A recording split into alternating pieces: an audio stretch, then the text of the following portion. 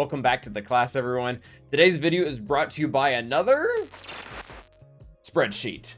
So why are we looking at this right now? What are we talking about today? We're going to be talking about the tie dagger. Not really so much its kit reveal or like what it's going to do in the meta. That's already kind of pretty obvious the way that CG has set things up and the way their track record has been before with kind of shoehorning these new characters. So this isn't not about this kit, but what we want to talk about is the fact that this is going to go to a galactic chase very likely this Friday. That is not confirmed, by the way. So if you're cautious about this, maybe don't hoard energy yet. Because that really is what this video is about, is the hoard energy. But as history has done before, every single time we've had one of these released, it kicks in the following day's update so that the galactic chase can actually start on Friday. So what exactly is a galactic chase? We really kind of need to understand that to be able to get anything else.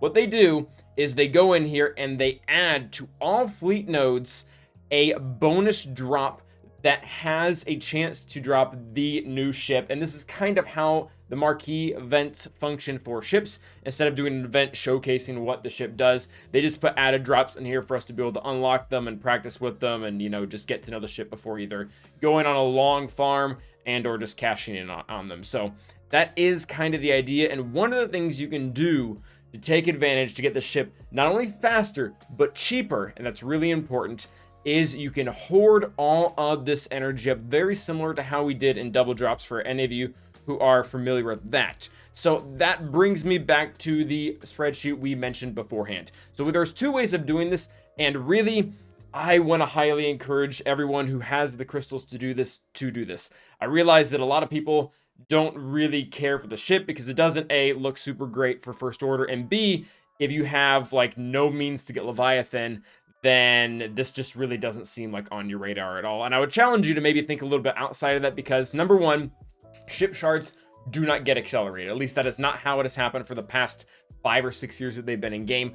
Whatever their going rate is, as soon as they hit their node, is their going rate for pretty much ever. So what I'm getting at is they're not going to get cheaper when you do eventually have to do this, even if that's 2 or 3 years from now. The other point that I want to kind of make is, no matter which way you do this, whether you do it 1 day before, whether you do it 3 days before, whether the drop rates are good, whether the drop rates are bad, we're pretty much always going to be coming out ahead here in the net. So let's break down the numbers a little bit just so you don't have to take my word for it and then go about your day. The idea here is to start hoarding, as of today, 369 energy exactly. The way this will set you up is you'll be able to accrue enough energy throughout the other 2 days, both from your 3 crystal refreshes and your 45 free energy refresh that you get every day. And this time, different from double drops, we've actually included the 30 energy you need to be able to do your dailies and still hit this max number over here at the end of it. Again, there is a cap of fleet energy for 1,000, so you really can't go that high above this. Even if they gave us this information like a week ago, you couldn't have started hoarding a week ago because you would have hit the cap and then just burned a ton of energy. So there is a bit of a risk when it comes to hoarding, and that is you're going to lose the energy that would naturally accrue throughout the day. As you can see back here on our gameplay, we have this accruing, and it'll every, I think it's like 6 minutes or 10 minutes or something, it'll get a new energy. And basically every single, I believe it's 10 hours or 12 hours. My math is right on the spreadsheet if I don't remember this exactly right now. You'll get more energy, and a lot of that energy ends up getting eaten up when you're doing the hoarding process, because you're going to be sticking above the 144 line where it's not going to naturally accrue, and you can only buy these 50 or 100 crystal refreshes. I really do want to discourage the hundreds. There is not a good return on those, especially if we get the bad drop rates. That's going to be end up wasted. So either start doing the 50s today, start doing the 50s tomorrow, or do the 50s 1 day before. Again, those are your 50 crystal refreshes. But coming back to the spreadsheet to explore a little bit more of what we have for everyone, just kind of showing how this works out. So we have, this is what we want to do ideally. You either have the option to do 525 the day before, or you can start doing this 3-day program to end up at 1,119.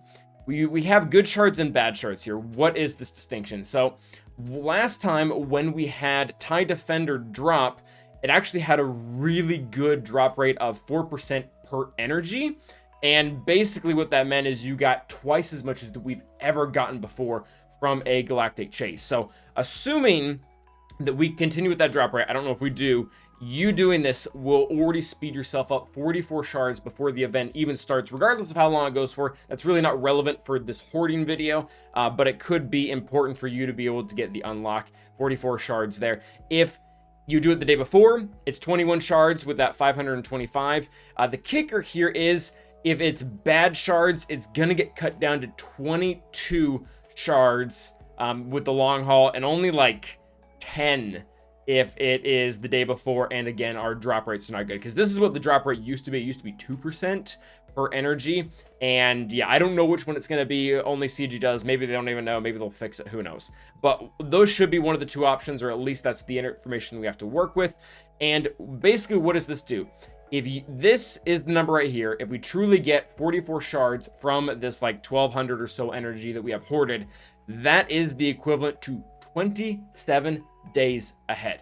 Typically, when we want to farm one of these ships, they have a drop rate of about 33%. So if you do all 5 every single day for 100 energy, you're going to have on average 1.65 drop in your lap. So if you're getting 44 up front, you're saving yourself 27 days. The reason why I have this highlighted in green, because not only is this cool, you get the ship earlier and you don't have to pay like the crystals you would have to pay if you were farming it normally off of the node, like you would Raven's Claw or Outrider or whatever. But 27 days is almost a month. Really good at math here. And that means not only will you end up with this net energy gain, you're very likely to start the Leviathan farm 1 month early. Again, regardless of kind of where you end up. If you end up with a 7-star, cool. If you end up with a 6-star or 5-star, it doesn't matter. Regardless, you should be 44 shards ahead of where you would have been, assuming we have a good drop rate. If we don't, this is cut in half, and it's probably a lot less relevant. It's probably only putting like 13 days ahead, which at that point, there's really no guarantee that you're going to get to the unlock before you would otherwise. And one other really cool thing about this is, even if you are planning to drop a bunch of crystals to unlock the Leviathan right away, you shouldn't have to drop an extra 1,000 now, because you're going to be getting it earlier, and it's a whole month depending on which way you do it. So overall, that's the amount of days you're getting put ahead. And what I really thought was important here, even if this days ahead thing doesn't exist, even if the Leviathan ends up coming out for some stupid reason, this is not going to happen like 6 months from now, and you ended up having all the time in the world to farm it, this is still a good idea.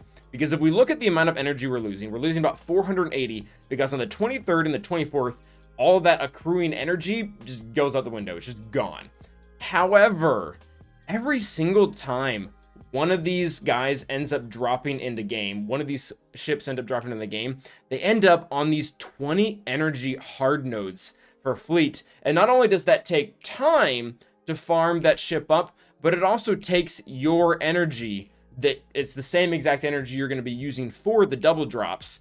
And what that's going to end up doing, if we go back again to our fancy spreadsheet here, you're going to be not having to spend 1,600 energy, assuming you get the 44 shards here. And any energy that you lost by trying to just do this faster, you're actually getting it back, but like way in front of where you were before. And even if we cut these numbers in half, even if like there's bad drop rates and everything like that, and you're only getting like 800, you're still netting more energy than you were before, even with the bad drop rate. So this isn't just about getting the character of the ship earlier. It's about saving energy that you would otherwise have to spend that you can now use on furnaces or whatever you have. So that's why I really wanted at the very beginning of the video to stress the fact that this isn't just for people who are getting the Leviathan in 1, 2, 3 months.